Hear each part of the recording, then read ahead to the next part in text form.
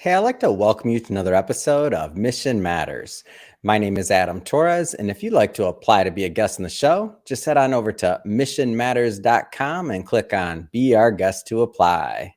All right, so today is a special episode. We're bringing Rob Braiman on the line, and he is the CEO, Principal, and Managing Direct Member over at Cogent Analytics. And also, I'm proud to announce and to say Rob is a published author in the best-selling Business Leaders Mission Matters book series. So, Rob, hey, I just want to say welcome back to the show. So good to see you. Adam, honor and a privilege. Thanks for having me on today. All right, so we got a lot to talk about today. We will be going into the book content, of course, where you wrote about the pillars of profitability. So for all those business owners, entrepreneurs, and executives out there, who doesn't want to know about that? But before we get into the main content, we will start this episode the way that we start them all, with our Mission Matters Minute. So, Rob, we at Mission Matters, we amplify stories for entrepreneurs, executives, and experts. That's our mission. Rob, what mission matters to you? It's really been an ongoing story, Adam, as you as I have spoken about previously. I have been a serial entrepreneur really since I left the U.S. military to today. I was built 3 businesses before I became an analyst. I worked as an analyst for another firm for about 11 years. So I had the privilege of working with probably 1,500 business owners all over America. If that doesn't touch your heart and soul, working with what I call the heart blood of America, being the entrepreneur, I don't know what does. As I tell my people, if that doesn't get you up in the morning, you're probably doing the wrong thing. So that's my mission. It has been now for 20 years. I have an incredible passion. We have Cogent. We have a number of other asset and holdings with other entrepreneurs that we've taken a direct interest in. And that's my mission, is working with small business owners. Love bringing mission-based entrepreneurs and experts on the line to share, why they do what they do, what gets them fired up in the morning to, get up out of bed and, go 100 miles an hour and to make a difference, not just in the marketplace, but really in the lives of others and in the world. So again, great having you back on. And I just got to ask, so, we've been on this journey together, interviews, getting the book together, getting it out. We're just starting on the promo side of things and bringing you back on the show. How do you feel like you're published? It's an exciting event. I will tell you, it was one of those things that we have put off for some time. We've been doing a lot of writing for other publications, but to really take this leap with the Mission Matters family has just it's been rewarding. It's been exciting. It's been very professionally put together. Your entire team has been supportive, worked with my team seamlessly, and frankly, corralled my crazy. So it really has been a fantastic experience. Yeah. And so I want to take a moment here, and I always like to, because I'm a publisher, so I can completely sound self-interested when I encourage everybody to get published. And I don't mean this from the standpoint of working with Mission Matters or working with my team. I just mean in general. So meaning whether somebody self-publishes, they go out and do something, no big deal. My goal and my aim and my mission is just to make sure people tell their story. So now that you're on the other side of that and finally have that book out there, what would you tell other maybe entrepreneurs, again, not necessarily work with Mission Matters, but just in general, about like getting that book out of them, getting that story out of them, because there is another side and there is an end to the road on that one? Yeah, everybody, it's funny, clients tend to think that they are me too. And I mean me too, like, well, what's my story better than the other guys? And the best part about the entrepreneurial journey, the entrepreneurial story, is your story is your own, right? That's your passion. That's your approach. That's your, mission. And again, I know this isn't Pimp the Mission Matters book series. I happen to have a great relationship with you guys, but more importantly, that business owner being able to tell their story, their approach, their belief. It's shocking to me how many of those individual stories speak to other people who might be having the same experience, the same challenges, that little piece of counsel that you offer through getting it out of your head and putting it into prose. Aside from the fact, Adam, as you well know, when you're a published author, you also get to amplify your brand. You get to amplify your belief structure. You get to amplify your go-to-market strategy. And in today's world of, everybody consuming information at a hyper speed, Yeah. I used to say to clients, you had to be in the phone book to actually be a business. Well, that makes me old enough to remember a phone book, right? Yeah. Today, how you amplify that influence is how you amplify your business. So I Yeah. think it's critically important that people recognize there's a direct correlation to this effort and to the effort of how they would further their business interests. Yeah. And so and thank you for that. And this is one of the reasons why at a point in my life, I transitioned from finance. I mean, I was in that business almost 14 years, and it was, it was tough to think about not being an advisor anymore. But when I just started, getting story after story, and I started seeing what it can do, and I saw really the power of story, because I don't come from that background. I might be in LA now, and maybe I've been here too long, but I don't come from that thought process. But when I seen like the power of story and what it can do to help others, like, I was hooked. And so that's why whenever I have an author on the line and interviewing them, like, I'm just excited because I can't help it. It's fun to see the story, to see it unfold. And then no two individuals are quite the same. No two business journeys are quite the same. And as they build and what they choose to do when they hit different levels in their business and how they choose to spend their time, to me, is always fascinating. I know this wasn't on the agenda, but maybe just for a moment or two, Rob, I understand you just got back from a big trip. I did, yeah. My wife and I just got back from Ireland. We were in Dublin for St. Paddy's Day. Yeah. So, yes, I had the pint of Guinness. It's amazing coming out of the taps in a keg in Ireland, way different than the Guinness you get here in the States.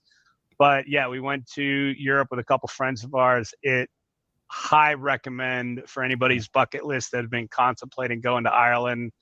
It gets 5 stars from me. The whole experience was amazing. We saw the whole southern tip. We didn't cross the boundary into Northern Ireland, but we definitely saw 5 or 6 cities in Southern Ireland. So it was beautiful. Wow.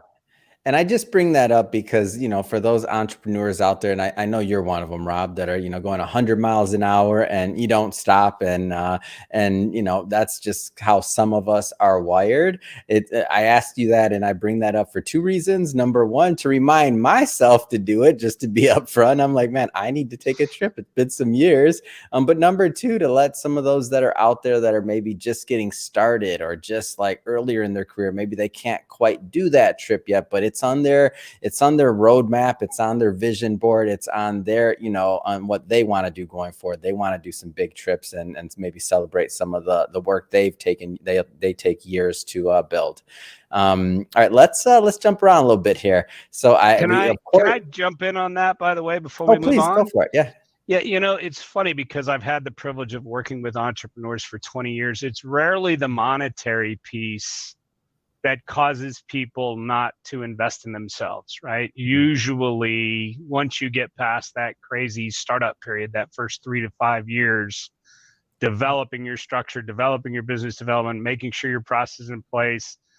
Business owners, and for all you entrepreneurs out there, it is clear that you wear every hat in the business when you're first starting out. Mm-hmm. Being able to give away those hats and having good control and process amongst your team is usually what allows you. Now, most business owners they empty one bucket, they fill another bucket. There's always a certain amount of, committed behavior that goes to entrepreneurial spirit. Mm-hmm. Most people don't really understand what entrepreneurs go through in a choice of the way they approach their life. And you and I have had this conversation, sidebar. It is as important to manage quality of life. We as entrepreneurs rarely achieve balance until we decide to exit our business, but there is balance that can be achieved if it's intentional and purposeful. Sorry, I just didn't want that opportunity to go by without, first 9 years of Cogent Analytics, I would say 7 of them were invested in the day-to-day growth. I don't think we would have achieved the success in this business that we have without that committed behavior. But you also have to reevaluate at logical points in life to make that assessment, empower your team and raise you up. Sorry, Adam. No, no, no. I'm glad you brought that in. I just didn't want to. I wanted to make sure that you wanted to bring that content out. So you bit, I'm in. So let's jump around a bit here. So getting back Please. into the building phase of Cogent Analytics and really the content that you brought to the table in terms of the book. A lot of things you could have written about. You work with a lot of entrepreneurs. The pillars of profitability. So why do you attack the content from this angle? So, and that's a registered trademark, right? Yep. The profit platform now is something that really has infused itself in every department, every project director, every leader in Cogent Analytics uses the profit platform as a basis to talk. It doesn't matter whether you're a $200,000 business or a $2 billion business. Every business operates on the same four core pillars. And as an analyst, I had to be able to distill down complex business theory really into applicable process that any entrepreneur could approach in their business. And those pillars really are business development, people, process, and measurement. I can get into some of those more in depth. I think we'll probably jump around a little bit in our discussion, but those are consistent in any business. In business development, you have to be able to make it rain. You have to generate positive, profitable origination of revenue. You have to be able to have the people to get it done. You have to have good process in a business to most efficiently bring your product to market. And you have to be able to have good measurement that allows you, empowers you as a business owner to be able to make better business decisions. And that is a quick definition of the profit platform. Each one of those four things support each other. It's not as if you have a business development problem, you solely have a business development problem. You almost have to go through the exercise, kind of like a SWOT analysis. You have to go through the exercise of each individual pillar has an affect or cause and effect on each of the others, right? All of which to say should drive profitability, positive cash flow, and long-term equity value in your business. Now, you mentioned that I want to circle back to something you said. So you said whether you're a small business, whether you're a multi-billion-dollar business, right? That these same four pillars apply. Can you give us like unpack that a little bit? Because I find many times that, especially in our small business community, maybe we think that well, that doesn't apply to me. That's for the big guys, or we're not that big. Can you talk a little bit more about the fundamentals? So, and I'll start at the very top left-hand corner, which is business development. If you're a startup, you have to be able to generate, whether it's an activity, you have a relationship that you're aware of, maybe somebody you've done business with that is willing to give you their business at the outset of your company. Living with one relationship does not a business make, right? You have to be able to do sales, business development. And business development, by the way, by definition for all you listeners, is the activity of selling and the activity of marketing, right? So marketing is brand development, marketing is individual development, marketing is both for external and internal. The activity of selling is generating a positive revenue. That's what goes in every day to generating positive, diversified revenue in your business. You take organization. Organization really is your people. Whether you have 3 people or 10 people, there has to be a clearly defined what's expected, how it's measured, and how the employee is remunerated. Most people are good people. Most entrepreneurs, and I say this from 20 years of experience, a lot of entrepreneurs fly by the seat of the pants, and a lot of mundane gets pressed up on them because they don't develop the organization that would support them. Process, when you think about every business, how am I going to build a house? There's a process to ordering, there's a process to handling inventory, there's a process to how that inventory is going to be unloaded FOB at the job site. There's a process for how wastage is going to be handled. There's a process. So I don't want to over beleaguer a short question, but each one of these, even in a startup, is critical in that planning. How are we going to be successful into each of the different Mhm. pillars of business to be able to manage that profit and positive cash flow. Sorry for the long answer to a short question. No, no, and that was my intention to open up the can of worms here, because so one of the things that I noticed, and I can tell you on my end from starting a business, from growing it with the other co-founder here, is that we made a lot of those mistakes in the beginning. So I'll pick on us. We didn't really understand some of these things that you're talking about, and as we in the early days, especially, like, we paid for that. And if we would have known, or if we would have been a little bit more prepared for some of those, like, we've had good growth, but who knows, I'm not playing that game on who knows, right? But you can, right? You can say, if I would have had the kind of some of the right methodologies in place, if I kind of had some of the right structure in place, maybe things could have even done better, right? So for those business owners out there right now, that, let's just say, they have a good thing going, right? So their business is growing, they got some traction, they have a product, and things are going. Like, where do you suggest somebody, if they're stepping back, this is the first time they're hearing this content, they're like, yeah, but my business is doing well, like, how does this apply to me? And I know, by the way, the remedy, or where they need help from, is going to vary by business. Obviously, every business is different. Everyone they're lacking in some way or form, in one way or another. But where do you suggest somebody starts in kind of their mind frame, and kind of attacking some of the things you're talking about today?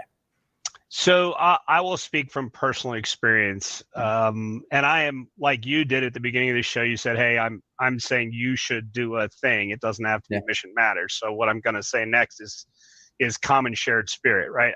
Hmm. We do a discovery process with our clients, right? It's between 12 and $2,400 that we do that discovery. Yeah. I have, over the course of the last decade, we have focused on thought leadership. We have put tools and information available to the small business owner. You don't have to do business with us, but I believe that if we put good information out there for that entrepreneur to seek out, Yep. we're going to be successful at populating information into the small business community. We have advisors every single day that will answer phone calls pro bono to get an understanding of where Hmm. you are in your business. But we do a discovery process. That discovery really is by intent to look at every area of the business. Now, you could do that solo. If you're a small business owner and you go out and solicit the information, you just want to take that first baby step Hmm. and do it with yourself and your team, I highly recommend it's the exercise of doing the diagnostic. The discovery process is meant about gap identification. And a lot of business owners, when we're talking to them, the first story we hear is, I'm so busy. Yeah. And the funny part about it is, it's like this old cartoon that somebody showed me one time, with these two guys lugging a slider up a hill with stacked full of rocks, and this guy walks along with a wheel on a stick, and he says, he's pointing at the wheel like, hey, you want one? And the guys are waving, no, no, no, we're too busy. Hmm. Those gaps cost tens of thousands, if not Yeah. hundreds of thousands of dollars, and causes a lot of business failure. Right? Hmm. Small business owners are, most often they're focused on generating that positive revenue, and they're just trying to pay the bills. And gap identification, as I know you've shared with me, you've gone through in your own company. I've been through it many, many, many times, because I'm a believer in it. If I had one behavior that I Hmm. could inspire every small business owner, take the dedicated time to do the diagnostic and gap assessment in your company with enough frequency so that you're empowered to Hmm. do something about it. Don't look at it like it's a rearview mirror item. It really is about where you're going and how you accomplish your goals. And I think this is a good transition here. So I do want to go further into Cogent Analytics. What makes Cogent Analytics different from maybe other business consulting firms? It's a great question. Consulting has a horrible reputation because a lot of that is about what I call the binder guy. And, Hmm. and I say that with italics. People come in and they do all this magical analytics, and it's a little binder that sits on your shelf that you Yeah. paid too much money for. And most often they're telling you some things that you already knew. Hmm. We have really flipped this around on its head, Adam. We go in and do a discovery process. And I have said broadly that I'll do a discovery process with every small business owner in America.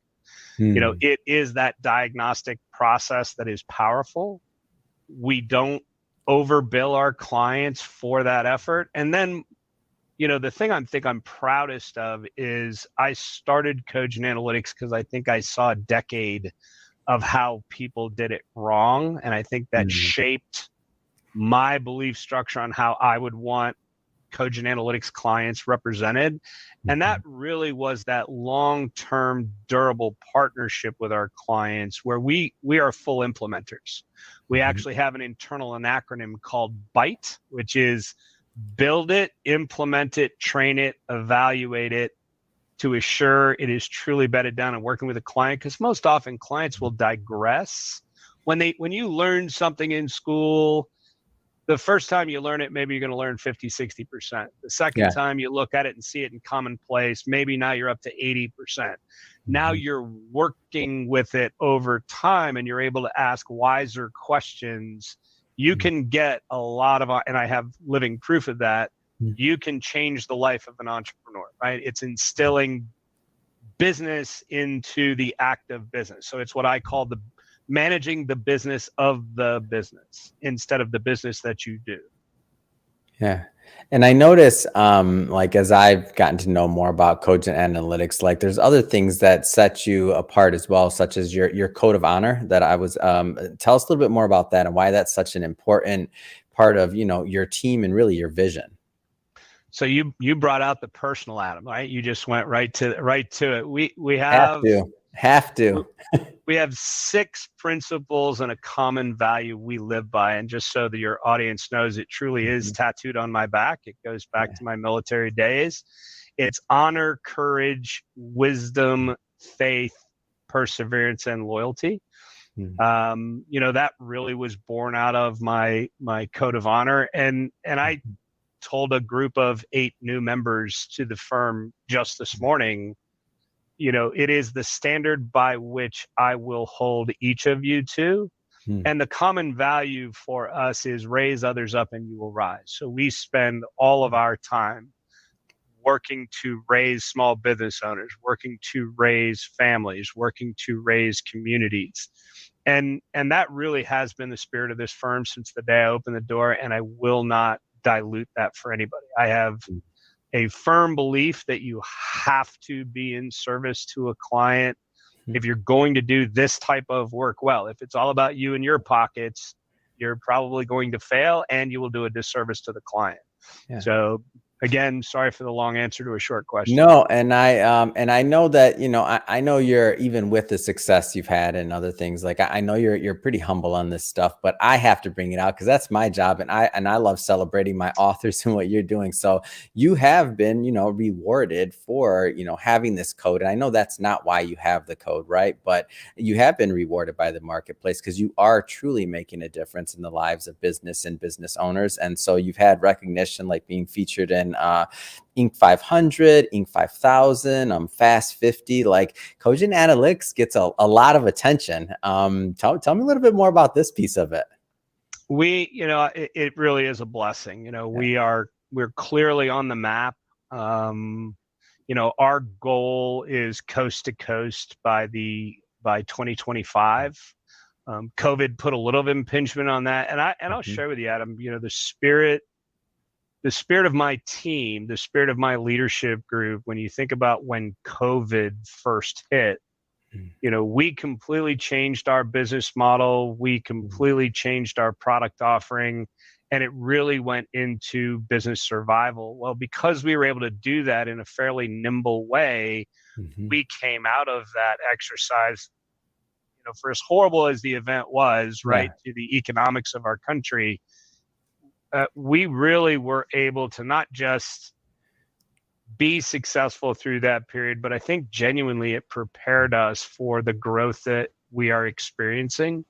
And frankly, the team itself congealed around a common mission and a common set of values. And, I take all of those accolades is a blessing, but I'm going to give all of that credit to my team.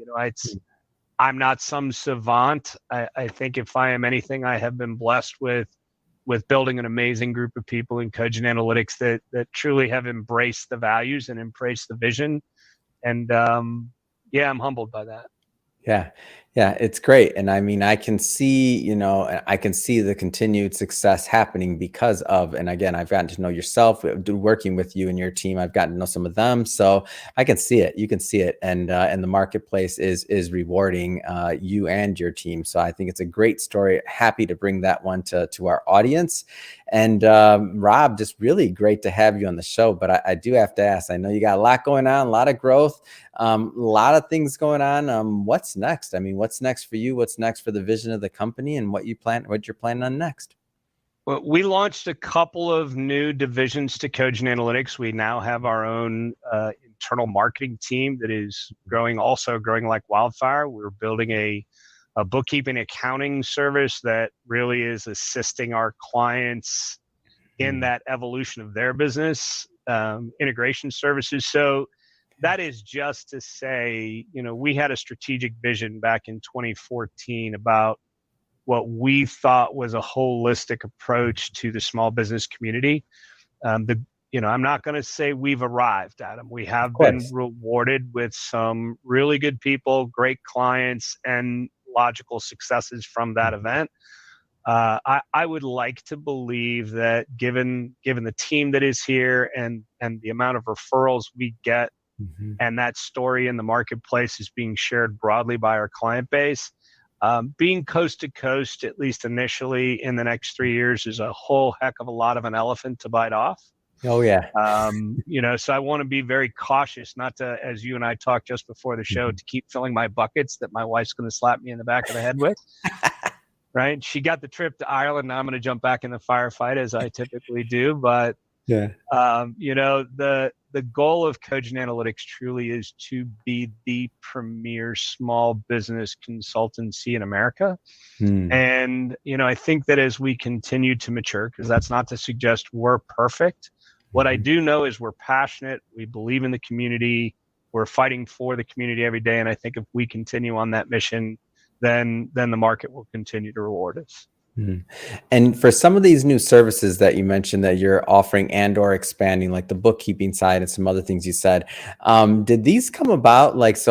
I'm just trying to visualize this because I've seen this happen and I've seen this story kind of over and over for different businesses. Is you're doing a great job for your clients and you're over delivering and they're asking you kind of what else? Like, what can you do this? Can you help me with this? Did some of these new services arise out of client demand? I'm just curious on how it took place.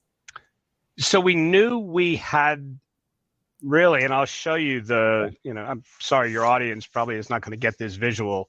Yeah. But, we have a visual, and normally if you would ask that question, I would have shared it on screen. Yeah. That is. Our podcast listeners are like, what is he talking about right now? Go ahead. For your webinar listeners, I apologize to podcaster. I just shared an illustration of all the different elements and professional services for Cogent Analytics. So I apologize to my listening group. That framework, there are a couple of new boxes like brokerage and succession. And we have a group of attorneys that do tax management. We have a valuation group that really is in support of transference of equity. We knew within spirit what we wanted to be in 2014, but I would caution everybody listening today. I see a lot of people try to dance to too many songs at one time, and it just A, looks bad, and B, usually tires you out to the point of exhaustion. Now, sorry for the bad metaphor, but I have been very careful, very conservative, and very prudent about our growth, as I would recommend to any small business owner. You cannot dance to too many tunes. You become great at what you have, and then you augment and diversify your service offering. Be careful about growth, because growth is the number one killer of small business, right? People go into growth and they're undercapitalized and they don't have the credit lines and they don't have the human resources or structure. And as an anecdotal story, sorry for sidebarring on you, I had a $3 million client this morning that went from $1.5 million to $3 million. And he believed that if he just sold more, eventually he was going to make money. And what happened was he sold more and lost more money.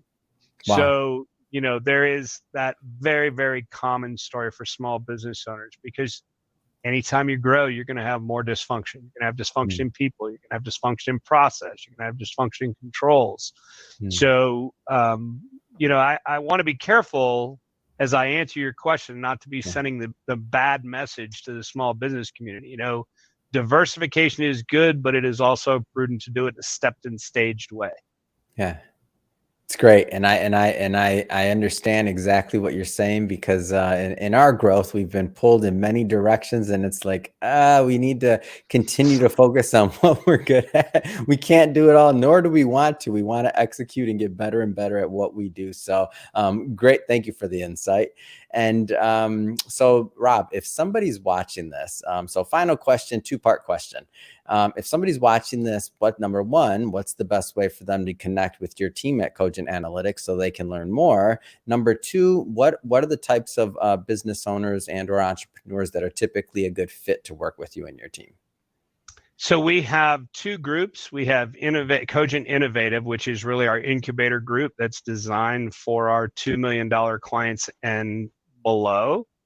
There are a different share of problems. I'm not meaning to demean my $2 million clients and below. That's not the case. It takes a lot of energy and effort and heart to open the door, but we have devised our services to be very specific to that break point. And then we have what we refer to as traditional at $2 million and above. And that could be as high as a $200 million company. But we've tried to tailor those service offerings. Clearly, anybody would be recommended to go to cogentanalytics.com. And, you can call us if you're so inspired at 1-833-4-MY-PROFIT. That's the number 4 and my profit after that. And it will come through. We field phone calls from small business owners all over America every single day. And, whether it's a little problem or a big problem, the problem is the problem, and it's affecting you and your family and your team and their family and your community and their family. So, don't hesitate. Don't feel like you're going to get the big sales pitch when you are reaching out. We put a massive amount of information available at your fingertips. And if you want to inquire on the website, send us a chat box. I have professional advisors on staff working with small business owners every single day. I won't say 365 because I try to give my people the weekends off, although most of them work on the weekends.